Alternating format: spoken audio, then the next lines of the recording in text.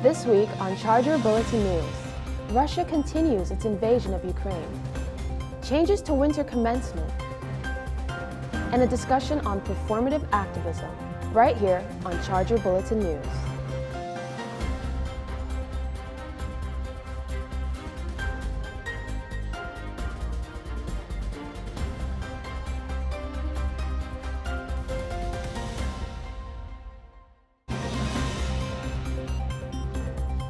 Hello, and welcome to Charger Bulletin News. I'm Janelle Johnson. And I'm Anna Burns. We're here to give you the latest news on campus. Let's get to this week's stories.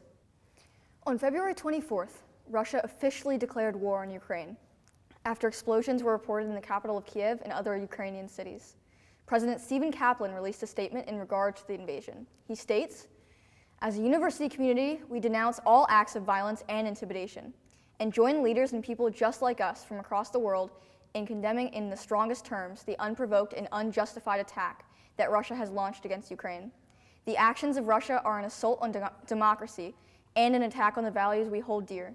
Above all, we stand with the people of Ukraine and allies from across the globe as they steadfastly resist invasion, fight for their freedom, and bravely face the dangers of the unthinkable tragedy." As of right now, over 1 million people have fled Ukraine. The university is currently in contact with those in our community who may be affected to offer support and any resources they can provide. Although no members of the Charge community are currently in Ukraine, the university continues to closely monitor students who are studying abroad to ensure their safety. The university's Commencement Committee announced its plan to adjust its graduation ceremonies for the future.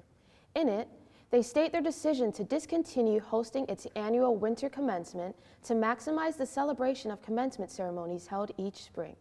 As a result, there will be no winter commencement in December 2022.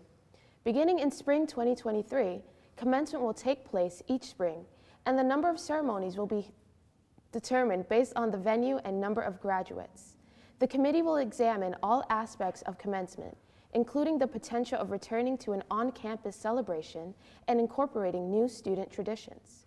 New policies will be announced and put in place for the spring 2023 commencement and following ceremonies. The goal is to enhance all aspects of the ceremony and the period leading up to the commencement for both graduates and guests. Commencement for the class of 2022 will take place on Sunday, May 15th at the Hartford Healthcare Amphitheater. The COVID task force congratulates the campus community as cases remain low. Here are the numbers. As of February 27th, the number of positive cases stays at 8, with 2 off-campus or commuter students. Please remember that only individuals who are unvaccinated or partially vaccinated are required to participate in weekly COVID-19 testing. Faculty cases dropped to 1, and the number of students tested last week was 165. The COVID task force cautions the campus community to stay vigilant as other colleges have seen a spike in cases. The university recently announced that face coverings will be optional beginning March 20th. They remind all students, faculty, and staff to wear a mask, wash hands often, and maintain social distancing while on campus. The Undergraduate Student Government Association and the Myatt Center for Diversity and Inclusion hosted a discussion on performative activism as part of their Open Forum series. Jason Cull has the story. The topic is performative activism. We are going to be able to talk about the differences between talking the talk and walking the walk when it comes to activism. An open forum discussion was held Thursday in cooperation with the USGA and Myatt Center Diversity and Inclusion at the Bergami Auditorium. Spearheaded by Professor Danielle Cooper, the discussion allowed students present to discuss their own angles on performative activism and how it could be improved, specifically online and on social media. This also allowed the attendees to take a different angle on some of their own activism that they have done in the past and reflect on it in a new light. Cooper really stirred discussion amongst the students by saying things like, "Think to yourself, what is activism, and do you engage in it? What's performative about your activism? What are ways that you try and show up, big or small?" Event facilitators were able to create an environment where students could speak their mind and be able to show their points of view while still keeping an air of collaboration and general discussion. Overall, it was a very engaging night, full of many interesting testimonies and points of view. Event planners are hopeful that future forums like this, happening monthly until the end of the school year, will have the same success and good discussion. You can find information on these open forums through the Myatt Center or USGA, as well as the posters posted around campus. From the Bergami Auditorium, Jason Cull, Charger Bulletin News. Now it's time for entertainment. Emily is back with the latest news in pop culture. What's new this week? Thanks, guys. Singer Dua Lipa is being sued for copyright infringement by a Florida reggae band that claims she stole her hit song Levitating. In the lawsuit, the band Article Sound System claimed their song Live Your Life and Levitating are so similar that it was highly unlikely that Levitating was created independently. Billboard reports that the lawsuit claims she had access to the earlier Live Your Life, meaning she heard the song, giving her the ability to copy it. The case does not explain why the band believes the pop star heard their song. The author of the Percy Jackson series, Rick Riordan, has given us an update on the Disney Plus show Percy Jackson and the Olympians. On February 23rd, Riordan posted a news update on his website saying, on Saturday, we headed to the Disney Studios in Burbank for some in-person chemistry read auditions for Percy Jackson. This means we brought together different combinations of young actors we had identified as interesting candidates for roles of Percy, Annabeth, and Grover, and had them read through scenes together. The show is expected to start filming in June 1st in Vancouver. As of right now, the show has no release date, but I will be keeping an eye out for more updates. The Batman opening weekend box office is predicted to make between $115 to $125 million domestically, and another $110 to $120 million globally. A few showings have premiered already, and fan reactions have been very positive, as well as critic reviews. Many are saying that it's one of the best comic book movies of all time. The Batman, starring Robert Pattinson and Zoe Kravitz, is in theaters now.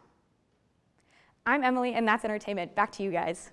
March is Women's History Month.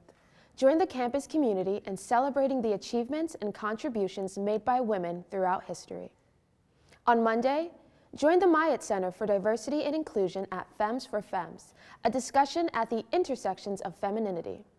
Celebrate International and National Women's Day at Bartell's Tabling, and participate in Women of Color and Sexual Agency.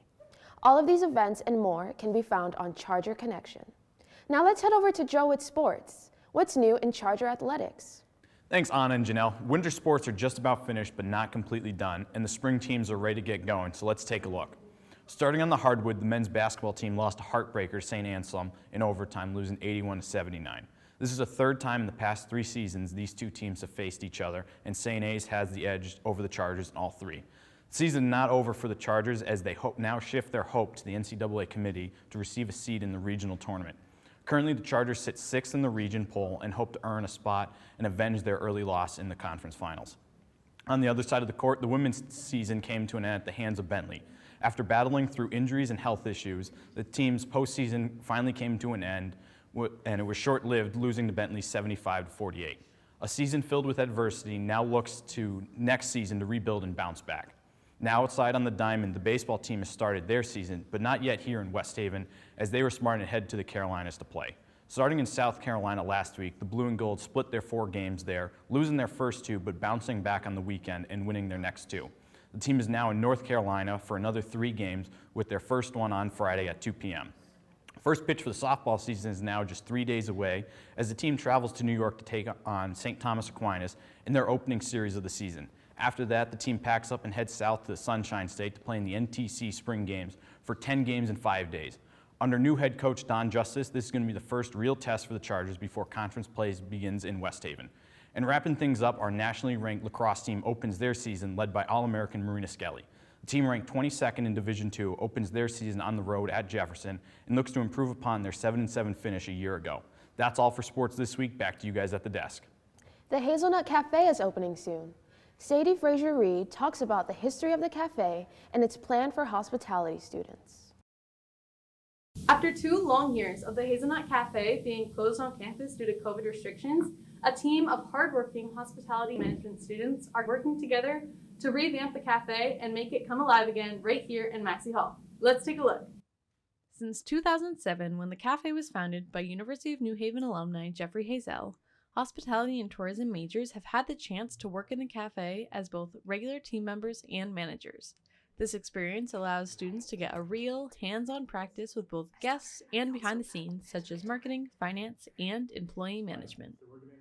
We're very happy to get this cafe back up and running. It's been a long time coming. I worked there when I was a freshman, and I had the best time ever. I'm very excited for the Hazelnut Cafe to be open. I think we've been doing a lot of good work. We've been working with the COVID task force to make it safer.